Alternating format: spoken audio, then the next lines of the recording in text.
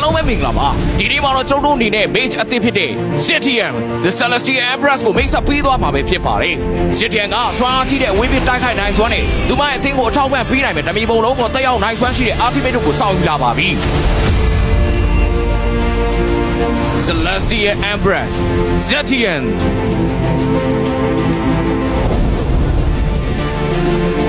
Passive Celestial Armament Zetian Passive ပထမပိုင်းဖြစ်တဲ့ Phoenix Crown ကတော့ရန်သူတွေကိုသူမရဲ့ပထမ skill နဲ့ဒုတိယ skill တို့နဲ့ထိအောင်တိုက်ခိုက်ချိန်မှာထပ်ဆောင် spell fan ကိုပေးဆွဲမှာဖြစ်ပြီးဒီ effect က step ဖြစ် over ပဲဖြစ်ပါတယ်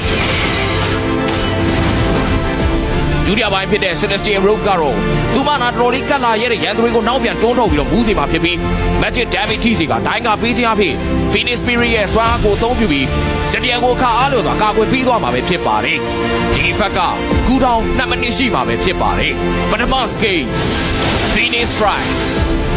Zetian ကပြတ်မှတ်ဦးတီဘက်စီ Phoenix Wave တစ်ခုပြစ်လို့မှာဖြစ်ပါတယ်အကယ်၍၎င်းရန်သူကိုထိခဲ့ရင်တော့သူမကနောက်ထပ်အလိုလျောက်ထပ်ပြစ်မှာဖြစ်ပြီးအများဆုံးနိုင်3ဦးထိပြစ်နိုင်မှာပဲဖြစ်ပါတယ်နောက်ဆုံး Phoenix Wave က damage ပိုထိစီမှာဖြစ်ပြီးတော့ပိုကျယ်ဝန်းတဲ့ AoE ရှိမှာဖြစ်ပြီးရန်သူတွေကိုစန့်ကျင်မဲ့ဦးတီအားစီဆွဲစုမှာပဲဖြစ်ပါတယ်ဒုတိယ skill Phoenix Descent Zetian ကပြတ်မှတ်တီနီယာစီသူမရဲ့ Phoenix Spirit ကိုခေါ်လိုက်ပြီးတော့ area အတွင်းမှာရှိတဲ့ရန်သူတွေကို magic damage ထိစေမှာဖြစ်ပြီး၎င်းတို့ကိုနှေးစေမှာပဲဖြစ်ပါတယ်အဲဒီနောက်မှာတော့ Phoenix Spirit ကအဆိုပါနေရာမှာ3စက္ကန့်ကြာလှည့်ပတ်နေမှာဖြစ်ပြီး magic damage ဇက်တိုက်ထိစေပြီးတော့ magic defense ကို short ချမှာပဲဖြစ်ပါတယ်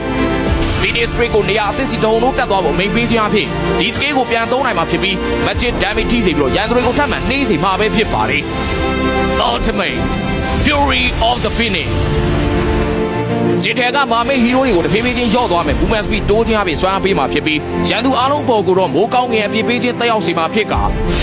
magic damage ထိစေပြီး၎င်းတို့ကိုမူးစေမှာပဲဖြစ်ပါတယ်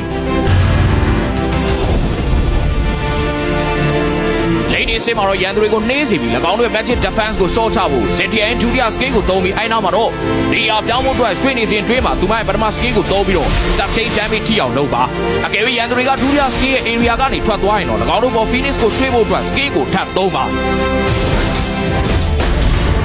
အတင်းလိုက်တိုက်ပွဲများမှာတော့တင်းရဲ့ movement speed ကိုမြင့်တင်ပေးဖို့နဲ့တပြေပုံလုံးကိုတိုက်ခိုက်ဖို့အတွက် Zetian ultimate ကိုသုံးပြီးအဲနောက်မှာတော့ရန်သူတွေကိုနှေးစေပြီး ultimate နဲ့ထိတာပိုလွယ်ကူစေဖို့သူမရဲ့ဒုတိယ skill ကိုချက်ချင်းသုံးပါပုံပုံများပြတဲ့ AoE အတွက်သူမရဲ့ပထမ skill ကိုဆက်သုံးပြီးအကယ်၍ရန်သူတွေက၎င်းရဲ့အကွာဝေးတွင်းကနေထွက်ဖို့ကြိုးစားခဲ့ရင်တော့ဒုတိယ skill ကိုထပ်သုံးပါZetian Bass Damage အလားအလာကအကန့်အသတ်ရှိပေမဲ့လည်းသူမကဘတ်ဆောင်သုံးဝင်တဲ့ hero ပဲဖြစ်ပါတယ်Zetian ရဲ့ ultimate ကအလွန်အစွမ်းထပ်ပေမဲ့တော်တော်လေးကြာရှည်တဲ့ကူးတောင်းရှိတာကြောင့်အချိန်ကိုက်သုံးနိုင်ဖို့ကအရေးကြီးပါတယ်